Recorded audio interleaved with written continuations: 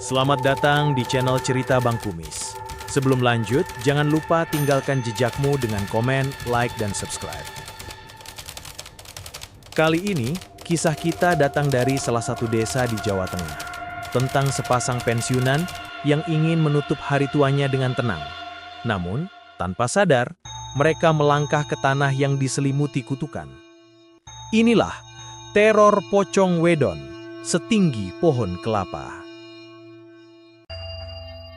Awal tahun 1980-an, Pak Harto dan istrinya Bu Darsih baru saja pensiun dari salah satu perusahaan BUMN besar di Semarang. Anak sulung mereka Slamet sudah menikah dan bekerja di Samarinda. Sementara si bungsu, Rini, masih kuliah di Yogyakarta. Kini setelah puluhan tahun hidup di kota, mereka memutuskan pulang ke kampung halaman Pak Harto, sebuah desa kecil di lereng pegunungan di perbatasan Boyolali dan Sragen. Di sana masih ada beberapa saudara jauh, meski kedua orang tua Pak Harto telah lama meninggal dunia. Pagi pertama mereka di kampung, udara dingin menusuk tulang. Kabut masih menggantung di atas persawahan. Bu Darsih menyiapkan teh panas di dapur kayu, sementara Pak Harto berdiri di beranda, menatap hamparan padi muda yang berembun keperakan. Aku kangen suasana kayak ngene, Bu. Sepi, adem. Aku rindu suasana seperti ini, Bu. Tenang dan sejuk. Bu Darsih tersenyum. Yo, Pak. Mumpung wis pensiun. Ora ana sing dikejar-kejar maneh. Iya, Pak. Mumpung sudah pensiun. Nggak ada lagi yang perlu dikejar-kejar. Beberapa hari setelahnya, Pak Harto dan Bu Darsih pergi berziarah ke makam orang tua Pak Harto. Mereka membawa bunga melati dan kendi kecil berisi air doa. Pak Harto berjongkok menatap nisan tua yang berlumut, suaranya berat tapi penuh haru. Bapak, Ibu, anakmu sudah pulang. Semoga kalian tenang di alam sana. Angin berhenti sejenak dan daun jati di atas kepala bergoyang pelan, seolah membalas doa itu dengan bisikan samar. Beberapa minggu kemudian, Pak Harto membeli sebidang sawah luas di tepi desa. Tanahnya subur, air irigasi deras, dan warga bilang hasil panennya selalu melimpah. Namun, ada juga yang berbisik pelan, bahwa sawah itu menyimpan cerita. Suatu sore, saat matahari hampir tenggelam, Pak Harto duduk di lincak bambu di depan rumahnya. Di sebelahnya, Mbah Kromo, tetua kampung yang rambutnya sudah memutih, menyeduh kopi dari teko tanah liat. Angin sore membawa bau lumpur sawah dan suara serangga mulai terdengar dari kejauhan. Mbah Kromo menatap langit yang perlahan berubah jingga, lalu berucap pelan namun tegas. Pak Harto, saiki jenengan wis dadi wong kene yo. Tapi eling, nek wis magrib, ojo lunga neng sawah. Segerani bali wae. Desa iki isih akeh perkara sing ora iso dinalar karo pikiran menungso. Pak Harto, sekarang jenengan sudah jadi warga sini ya. Tapi ingat, kalau sudah magrib, jangan ke sawah. Segeralah pulang. Desa ini masih banyak hal yang tak bisa dijelaskan oleh pikiran manusia. Pak Harto terkekeh pelan, mencoba mencairkan suasana. Hehe, Mbah, niku cerita wong jaman biyen tah. Aku ora gampang wedi. Wong sawah iku mung tanah lan banyu. Mbah, itu cuma cerita orang dulu ya. Aku nggak gampang takut. Sawah itu cuma tanah dan air. Mbah Kromo menatapnya lama. Sorot matanya tajam dan dalam. Yo wis, Pak. Nek jenengan ora percaya, ora popo. Tapi elingo, sing buka pintu gelap, biasane orang ngerti kapan waktu nutupe. Baiklah, Pak. Kalau jenengan nggak percaya, nggak apa-apa. Tapi ingat, yang membuka pintu kegelapan biasanya tak tahu kapan waktunya menutup kembali. Langit kian gelap. Burung-burung pulang ke sarang. Di kejauhan, dari arah sawah yang baru dibeli Pak Harto, terdengar suara seperti orang tertawa. Pelan, serak, dan samar sekali. Pak Harto menoleh, tapi tak ada siapa-siapa. Hanya hamparan padi muda yang bergoyang di terpa angin dan suara bambu beradu, seperti seseorang berbisik dari jauh. Sejak malam itu, perasaan aneh mulai muncul di rumah Pak Harto. Lampu teplok sering redup sendiri, anjing di belakang rumah menggonggong ke arah sawah tanpa sebab. Namun Pak Harto tetap menolak percaya. Ia pikir semua itu hanya sugesti. Tanpa sadar, ia baru saja menginjakkan kaki ke tanah yang menyimpan dendam lama dan memanggil sesuatu yang seharusnya tetap terkubur dalam gelap. Beberapa minggu berlalu, hidup Pak Harto dan Bu Darsih di kampung tampak berjalan tenang. Setiap pagi, Pak Harto ke sawah membawa cangkul dan bekal nasi jagung. Sementara Bu Darsih menyiapkan air minum dan menjemur pakaian di halaman belakang. Warga desa mulai akrab dengan pasangan itu. Pak Harto dikenal ramah, suka membantu tetangga. Namun, di balik keramahan itu, ada satu hal yang mulai diperhatikan orang-orang. Sawah milik Pak Harto tidak seperti sawah lainnya. Padi di petakan tengah tumbuh cepat, namun di bagian timur selalu layu, meski disiram setiap hari.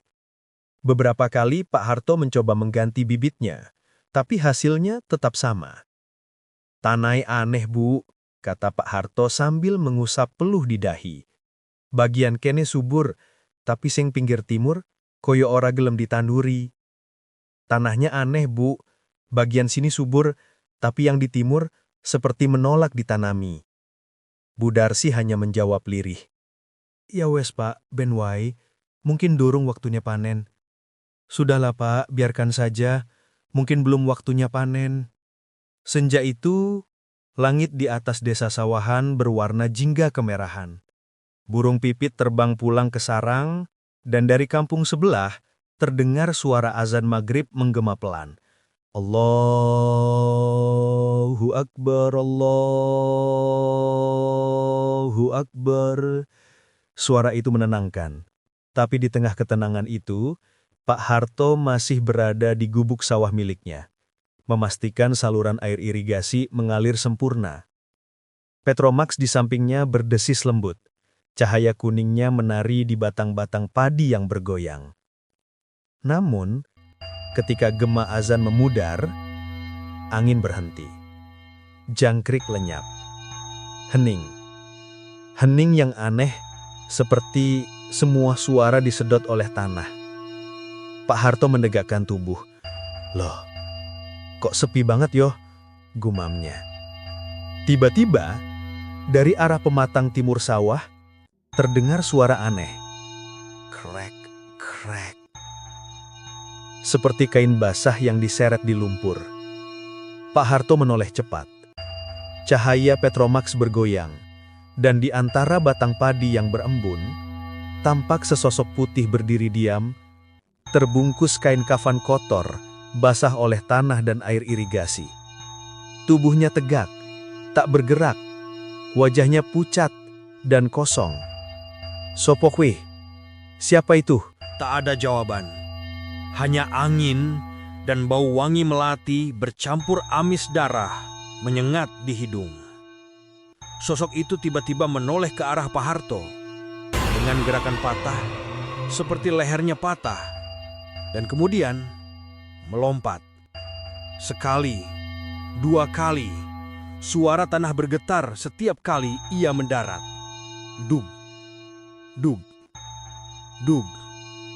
Tubuhnya perlahan membesar, semakin besar, hingga setinggi pohon kelapa. Matanya bolong dan menyala merah gelap. Kain kafannya berkibar panjang, menyapu ujung padi yang rebah ketakutan. Pak Harto gemetar hebat. "Ya Allah, opo iki? Ya Allah, apa ini?" Makhluk itu mendekat, suaranya seperti dua suara tumpang tindih, parau dan bergema dari dalam bumi. "Kowe jupuk sawahku, kau yang mengambil sawahku." Pak Harto berlari sekuat tenaga, menyusuri pematang sawah sambil membawa Petromax. Namun, suara lompatan itu mengikuti dari belakang. Dug, dug, dug. Bumi seolah bergetar di bawah kakinya. Sampai di pertigaan jalan sawah, Pak Harto berhenti. Napasnya terengah-engah. Namun di depan, tampak pocong lain berdiri menghadang. Yang satu mengejar dari belakang, yang satu menunggu di depan. Dari mulut pocong di depan itu, keluar suara desis berat. Waktumu wes tekan. Waktumu sudah tiba. Lalu ia meludahkan cairan hitam ke arah Pak Harto. Cairan itu panas, kental, berasap, dan mengenai tangan Pak Harto yang refleks menangkis. Cerak! Kulit tangannya langsung melepuh. Bau daging terbakar memenuhi udara. Ah, Gusti, panas! Ah, ya Tuhan, panas! Petromax di tangannya terjatuh. Perang! Kaca pecah, api kecil menyambar jerami, lalu padam. Gelap total. Suara jangkrik pun tak terdengar lagi. Hanya napas Pak Harto yang tersengal dan suara tawa serak mengerikan dari dua arah. Hihihihi, balik aki sawahku. Hihihihi, kembalikan sawahku. Pak Harto mundur, tergagap, kehilangan keseimbangan. Tubuhnya gemetar hebat, matanya memutar putih. Gusti, ampunilah aku, gumamnya lirih. Lalu, tubuhnya roboh ke lumpur, kaku, pingsan, dengan tangan hangus kehitaman dan wajah memucat seperti orang mati. Matahari terbit perlahan di balik bukit. Udara masih dingin. Sejumlah petani berjalan menuju sawah sambil membawa cangkul. Namun langkah mereka terhenti ketika melihat sesuatu di tepi pematang. Loh, Gusti, itu Pak Harto. Loh, ya Tuhan, ini Pak Harto. Tubuh Pak Harto tergeletak di lumpur. Pakaiannya basah, Petromax pecah di sampingnya, dan tangan kirinya menghitam seperti arang, mengeluarkan bau busuk menusuk hidung. Astagfirullah, iki tangannya kok koyok gosong ini. Astagfirullah, kenapa tangannya seperti gosong begini? Warga segera memanggil bantuan dan membopongnya pulang.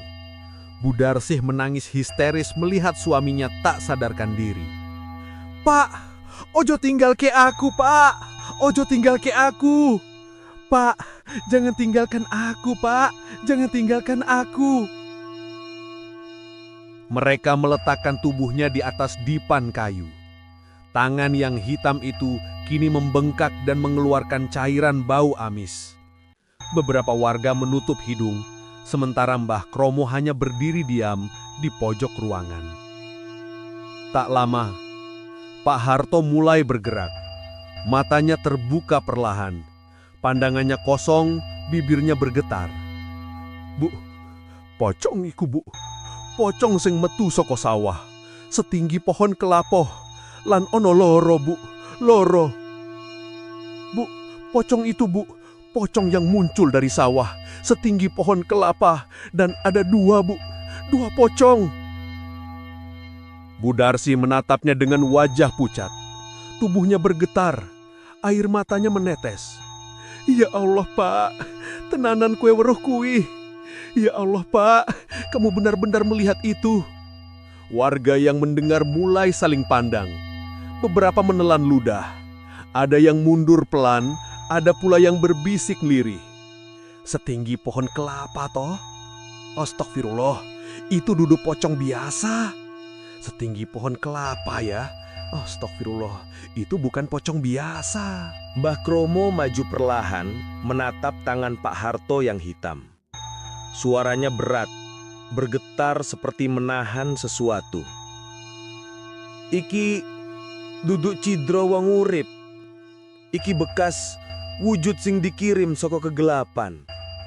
Sawah kuwi saiki wis kebuka gerbange. Ini bukan luka dari manusia. Ini bekas makhluk yang dikirim dari dunia gelap. Sawah itu sekarang gerbangnya sudah terbuka. Budarsih menangis, menutup wajah dengan selendang. Sementara dari luar rumah, angin membawa bau melati yang busuk, samar, namun membuat bulu kuduk berdiri. Anjing-anjing kampung menggonggong ke arah sawah, dan di sana, di antara padi yang bergoyang, seolah ada bayangan putih besar bergerak perlahan menatap rumah Pak Harto dari kejauhan. Tak lama setelah warga membawa Pak Harto pulang, Mbah Kromo segera memanggil seorang sesepuh desa, orang yang dikenal sakti dan bijaksana, Mbah Sastro. Tok tok tok. Suara tongkat kayunya terdengar di beranda rumah. Assalamualaikum. Suaranya berat, dalam, dan penuh wibawa. Waalaikumsalam, Mbah. Monggo mlebu. Waalaikumsalam, Mbah. Silakan masuk, sahut Mbah Kromo cepat. Mbah Sastro melangkah perlahan masuk. Rambutnya sudah sepenuhnya putih, dan di tangannya tergenggam tas kain kecil berisi botol ramuan dan daun-daunan. Begitu melihat Pak Harto yang terbaring lemah, Mbah Sastro menarik napas panjang. Matanya menatap luka hitam di tangan kiri Pak Harto yang masih mengepul bau gosong. Wes, critakno to, opo sing sejatine kelakon ning sawah mau? Sudah, ceritakan toh apa yang sebenarnya terjadi di sawah tadi. Dengan suara lemah dan gemetar, Pak Harto mulai bercerita tentang sosok putih tinggi besar yang melompat di antara batang padi, tentang matanya yang merah, dan dua makhluk yang menghadangnya di pematang. Setelah mendengar semuanya, Mbah Sastro mengangguk pelan, lalu berkata lirih, "Sing kue delok mau, iku duduk pocong biasa toh. Iku pocong kiriman. Kiriman saka wong sing duwe niat jahat marang awakmu. Yang kamu lihat tadi, itu bukan pocong biasa toh. Itu pocong kiriman. Kiriman dari seseorang yang berniat jahat padamu." Ruangan seketika hening. Budarsih menatap Mbah Sastro dengan wajah pucat. "Kiriman? Maksudnya, Mbah, ana wong sengaja nyerang suamiku?" "Kiriman? Maksudnya, Mbah, ada orang yang sengaja menyerang suamiku?" Mbah Sastro menatap lantai, kemudian berucap pelan tapi tegas. "Yo, ana sing ora seneng karo kue to. Lan pocong mau dikirim nganggo jalur sing ora kudune dibuka. Ya, ada yang tidak suka padamu toh. Dan pocong itu dikirim lewat jalan yang seharusnya tidak boleh dibuka." Tanpa banyak bicara lagi, Mbah Sastro duduk bersila di samping Pak Harto. Ia membuka tasnya, mengeluarkan botol kecil berisi cairan ipam kehijauan dan beberapa helai daun bidara. Sambil berzikir lirih, Mbah Sastro meneteskan cairan itu ke luka Pak Harto. Terdengar suara mendesis.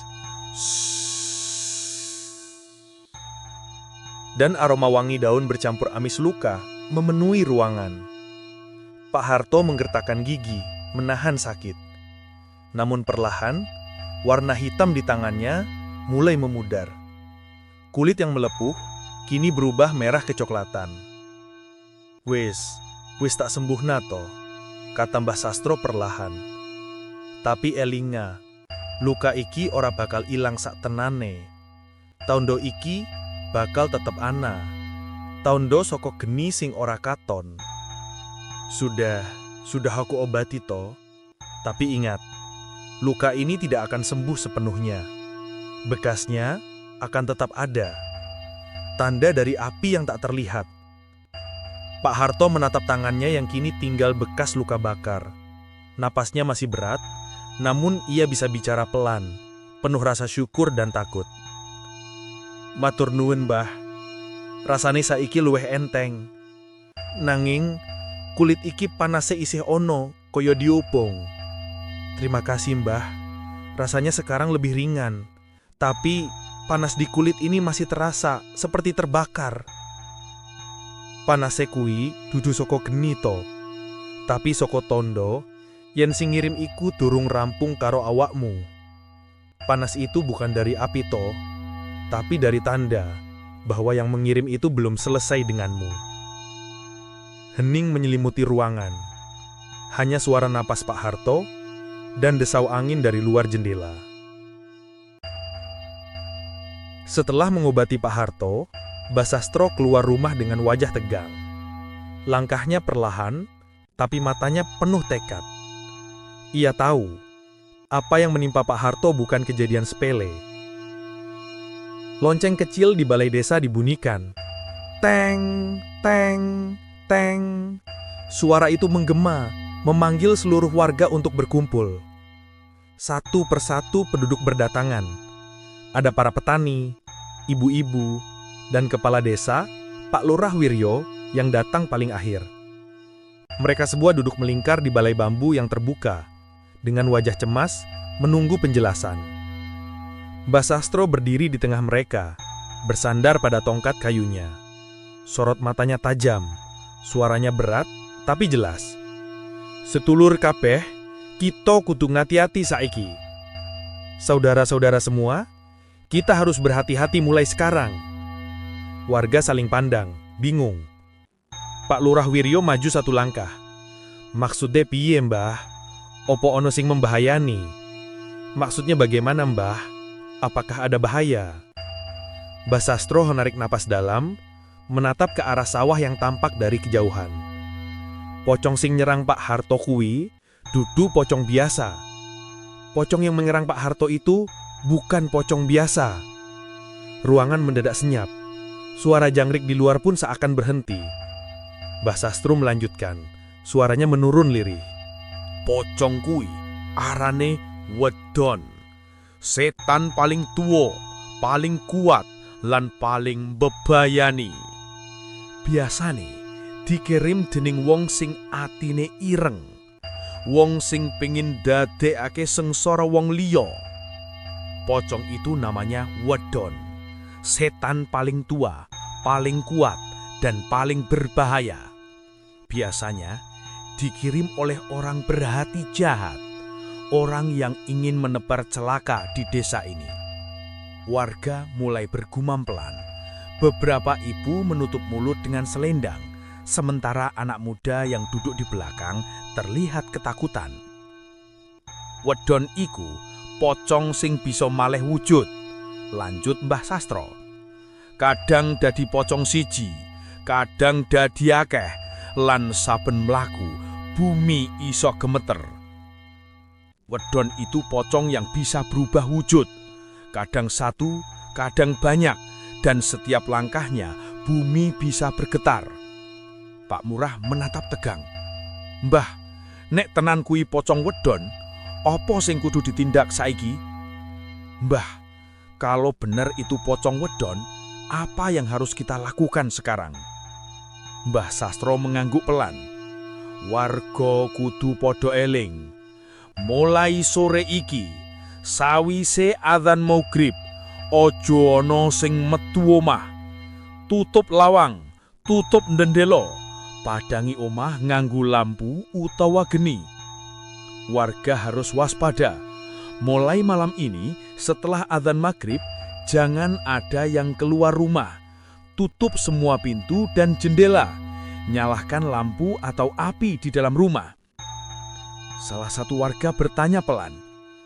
Nek pocongnya bali, Mbah? Kalau pocongnya datang lagi, Mbah? Mbah Sastro menatapnya lama, kemudian menjawab lirih. Wedon ora gampang lunga, tapi aku ora iso ngadepi dhewe. Aku kudu nyuwun tulung marang wong sing luwih duwe ngelmu. Wedon tidak mudah pergi, tapi aku tidak bisa melawannya sendiri. Aku harus meminta bantuan pada seseorang yang lebih berilmu. Pak Lurah mendekat. Sopo, Mbah? Siapa, Mbah? Mbah Sastro memandang jauh ke arah timur, tempat matahari baru mulai naik. Salah siji kiai ing Jawa Timur, jenenge Kiai Abdul Mukni. Wong kuwi wis tau ngusir makhluk wedon puluhan tahun kepungkur. Seorang kiai di Jawa Timur, namanya Kiai Abdul Mukni. Beliau pernah mengusir makhluk wedon puluhan tahun yang lalu. Suasana menjadi tegang. Perjalanan bakal adoh, kira-kira siji dina luwih. Perjalanan cukup jauh, kira-kira lebih dari 1 hari. Beberapa warga langsung berdiri, menahan kekhawatiran. "Mbah, nek jenengan lunga, apa ora bahaya ninggal desa iki?" "Mbah, kalau Anda pergi, apa tidak berbahaya meninggalkan desa ini?" Mbah Sastro tersenyum tipis. "Bahaya mesti ono. Nanging yen ora tak tindak, deso iki iso dadi kuburan. Bahaya pasti ada. Tapi kalau tidak kulakukan, desa ini bisa berubah jadi kuburan. Ya wis Mbah, aku bakal ngatur warga. Sawise maghrib, kabeh kudu nang omah. Sing penting, kula doak nambah slamet tekan kono." "Baiklah Mbah, saya akan atur warga. Setelah maghrib, semua harus di rumah. Yang penting, semoga Mbah selamat sampai tujuan." Mbah Sastro mengangguk, menatap wajah-wajah cemas di sekelilingnya. "Joko kampung iki, ojo nganti ono sing nyebut jeneng pocong mau. Wedon kui seneng yen disebut-sebut. Jaga kampung ini, jangan sampai ada yang menyebut nama pocong itu. Wedon suka jika namanya dipanggil." Hening menyelimuti balai desa. Dari kejauhan, angin bertiup melewati persawahan, membawa aroma melati busuk yang samar. Dan malam itu, warga desa Sawahan tenggelam dalam kesunyian. Tak ada suara langkah kaki, tak ada tawa anak kecil, bahkan jangkrik pun seolah enggan berbunyi. Semua warga menutup rapat rumah mereka, seperti pesan Mbah Sastro pagi tadi. Setelah azan maghrib, tidak ada satupun yang berani keluar rumah. Lampu minyak menyala di setiap sudut, menyebarkan cahaya kuning redup yang bergetar tertiup angin. Namun di balik keheningan itu, sesuatu mulai bergerak. Dari arah sawah yang berkabut, terdengar suara krek, krek, seperti sesuatu yang diseret di atas tanah basah. Angin berhembus membawa bau busuk, campuran melati layu, dan darah kering. Di rumah Bu Darmi yang berada di ujung kampung, tiba-tiba terdengar tok, tok, tok. Suara ketukan keras di pintu depan. Bu Darmi yang sedang mengimang anaknya langsung menoleh. "Ya Allah, sopo ngetok wengi-wengi ngene? Ya Allah, siapa yang mengetuk malam-malam begini?" Suaminya Pak Darto mendekat pelan. Dari celah bambu, terlihat bayangan berdiri diam di depan rumah. Bayangan tinggi dan bergerak perlahan seperti menggantung. "Wong sopo kui?" teriak Pak Darto. "Siapa di luar?" Tak ada jawaban. Hanya suara angin, dan ketukan itu datang lagi. Lebih keras, lebih cepat. Tok, tok, tok, tok. Anaknya menangis keras, sementara piring di atas meja bergetar sendiri. "Bu, cepat padam nih lampu! Bu, cepat matikan lampunya!" Mereka berdua tiarap di lantai, menatap pintu yang terus bergetar seperti diguncang dari luar. Lalu, dari atap rumah, terdengar suara langkah pelan. Duk, duk, duk, duk. Bu Darmi menutup mulutnya menahan jerit. "Darto, ono wong ning atap! Darto, ada seseorang di atas atap!" Pak Darto memandangi langit-langit rumah yang berderit pelan. Dari sela anyaman bambu, menetes cairan hitam pekat, jatuh ke lantai. Cip, cip. Cairan itu berbau busuk menusuk hidung, seperti darah basi bercampur tanah kuburan. Pak Darto menahan napas, kemudian dengan gemetar membaca pelan. Bismillahirrohmanirrohim. Namun belum sempat ia menyelesaikan, seluruh dinding rumah bergetar keras. Brak! Piring jatuh, lampu minyak hampir padam. Bayi menangis kencang dan dari luar terdengar suara berat dan serak, bergema seperti dua suara sekaligus. Balino, sawahku! Kembalikan sawahku! Pak Darto langsung menjerit, Gusti Allah, lindungi kami! Ia memeluk istri dan anaknya erat-erat. Dan di luar sana, bayangan putih itu melintas cepat di antara rumah-rumah warga. Setiap kali ia lewat, tanah bergetar, dinding berderak, dan aroma busuk menyelimuti udara. Di rumah Pak Lurah Wiryo, ia dan beberapa warga berjaga dengan lampu teplok. Namun tiba-tiba, lampu itu berkedip, lalu padam. Cepat, padangi nganggo obor, teriaknya. Begitu obor dinyalakan, bayangan besar terlihat berdiri di depan pagar rumah lurah. Tinggi, lebih dari 3 meter. Wajahnya tertutup kain kafan kotor, dan dari matanya mengalir cairan hitam pekat. Salah satu warga yang melihat langsung jatuh terduduk. Wedon lurah, iku pocong wedon. Wedon lurah, itu pocong wedon. Makhluk itu bergerak pelan. Setiap langkahnya membuat genteng bergetar dan udara berdesis. Duk, duk, duk. Tanah terasa berdenyut di bawah kaki warga yang bersembunyi. Pak Lurah hanya bisa memeluk kitab kecil di tangannya. Ya Allah, jaga desa iki nganti Mbah Sastro bali. Ya Allah, lindungi desa ini sampai Mbah Sastro kembali. Lalu tiba-tiba, semua kembali hening. Bayangan besar itu perlahan lenyap ke arah sawah, meninggalkan bau busuk dan tanah basah di udara. Malam itu, tak satupun warga tidur. Anjing menggonggong tanpa henti, dan dari kejauhan masih terdengar suara samar, pelan, tapi jelas. Keesokan paginya,